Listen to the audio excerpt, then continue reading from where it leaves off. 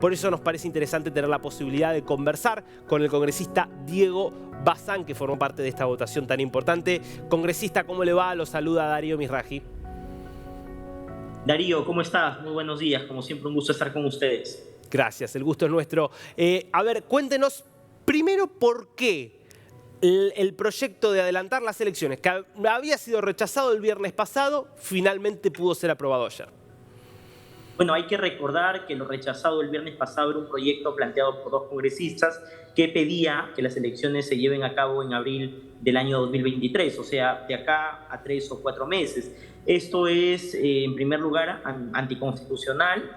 En segundo lugar, no se ajusta a los calendarios electorales y no se ajusta a la ley orgánica de elecciones, que indica que las elecciones o el calendario de elecciones y las elecciones deben ser convocadas un año antes del proceso electoral. Entonces, en este sentido, nosotros apostamos como bancada y de manera muy responsable, como siempre lo hemos hecho, por el mes de diciembre del 2023. Finalmente, el texto salió con abril del 2024 para terminar el mandato en julio del 2024. Esto es lo que más se ajusta a lo que piden los especialistas en temas electorales, a los jefes de los diversos órganos electorales, pero además de ello, va a permitir que los partidos políticos puedan tener elecciones primarias, puedan tener una democracia interna, sincerar los padrones y lo más importante, que es realizar las reformas electorales que el país hoy tanto necesita.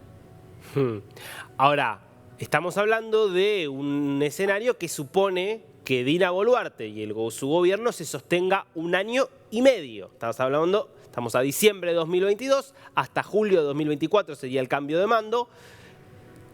¿Cómo hace el gobierno Correcto. ¿Cómo hace el gobierno de Boluarte para sostenerse todo este tiempo con la inestabilidad que hay? Bueno, es realmente cualquier proceso de vacancia obviamente genera un dolor muy grande en el país. Esto se ha visto reflejado en mucha gente que obviamente ha pedido el adelanto de elecciones, lo cual es totalmente válido. Ahora, la realidad es que el 80% de los peruanos pide adelanto de elecciones. De ese 80%, el 60% está convencido en que tiene que ser un adelanto con reformas electorales. Obviamente, si se quieren hacer reformas, esto requiere 2 votaciones distintas en legislaturas distintas, entonces tenemos que respetar los tiempos.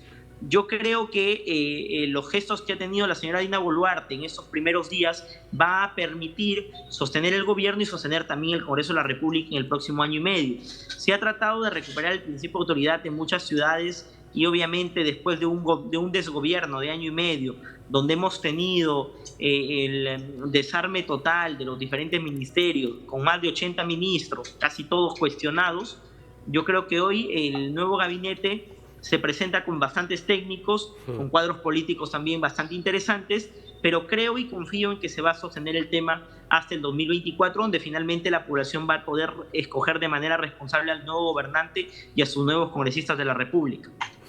Hoy fue nombrado, ayer Alberto Talora como nuevo, hoy ya estoy confundido con las fechas, como nuevo primer ministro, hoy correcto.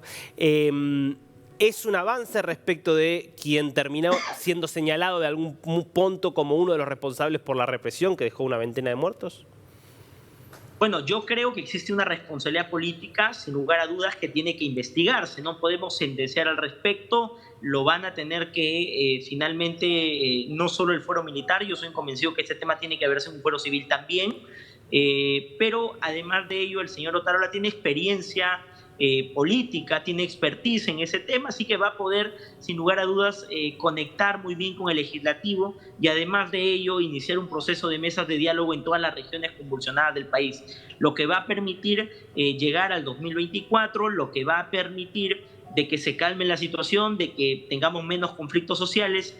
La realidad de los conflictos sociales en el país es que un minoritario grupo de personas tienen exigencias como restitución del señor Castillo, por ejemplo, que es totalmente inviable. Eso no va a suceder, pero además de ello están asusados por personas muy vinculadas al terrorismo en el Perú, con financiamiento de minería ilegal, con financiamiento de narcotráfico, temas que preocupan. Acá tiene que haber un trabajo de inteligencia definitivamente y poder capturar a estas personas que están involucradas. Congresista, le hago breve una última pregunta. Reformas electorales, si puede resumidamente explicar en qué sentido cree que tienen que ir esas reformas. Por supuesto, yo creo que tenemos que tener reformas mínimas planteadas hasta el 31 de enero como máximo que termina la legislatura. De lo contrario, no podrán ser aplicados en el próximo proceso electoral. Primera reforma, no permitir que sentenciados por tema de asesinato, secuestro, extorsión, corrupción, narcotráfico, lavado de activos, tengan la posibilidad de postular a cualquier cargo público. Segundo, renovación por mitad del Congreso de la República, que los peruanos tengan la posibilidad de ver qué congresistas han actuado bien y quiénes no, y mandar a su casa a los que no han actuado bien. Tercer punto, y no menos importante, la profesionalización de la política a través de permitir la reelección, que podría ser a través de la bicameralidad de los congresistas, ¿ya? Y básicamente esas serían las reformas que tenemos que aprobar sí o sí en esa legislatura, y vamos a correr en ello. Congresista Diego Bazán, muchísimas gracias por este tiempo con DNews.